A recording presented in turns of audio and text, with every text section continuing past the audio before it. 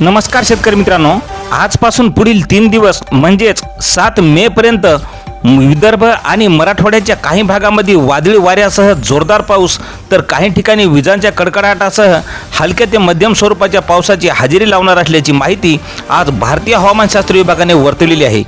याचे विशेष कारण म्हणजे सध्याच्या हवामान स्थितीचा विचार जर केला तर उत्तर भारतामध्ये पश्चिमी आवर्त सक्रिय आहे। या प्रणालीमुळे राजस्थान आणि मध्य प्रदेशच्या काही भागामध्ये पाऊस सक्रिय असून त्याचाच परिणाम आता महाराष्ट्रातही पाहायला मिळणार आहे। राज्याच्या काही जिल्ह्यामध्ये स्थानिक पातळीवर ढग निर्माण होऊन मान्सूनपूर्व पावसासाठी पोषक वातावरण तयार झालेले असल्यामुळे हवामान विभागाने विदर्भातील 7 जिल्ह्यासाठी पावसाचा येलो अलर्ट जाहीर केलेला आहे।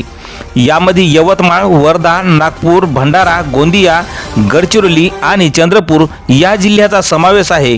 तर याच भागात आज दुपारनंतर आणि रात्री मध्यरात्रीला मेघगर्जनेसह आणि विजांच्या कडकडाटासह पावसाची दाट शक्यता वर्तवण्यात आलेली आहे।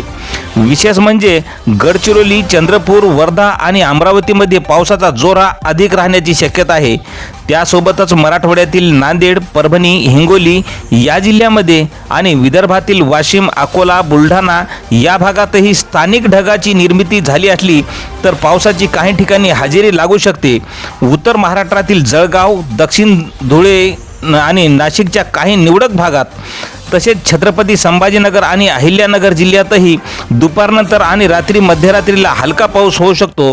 तसेच कोकण किनारपट्टीवर मात्र प्रामुख्याने हवामान कोरडे राहील अशी शक्यता आज भारतीय हवामानशास्त्र विभागाने वर्तवलेली आहे।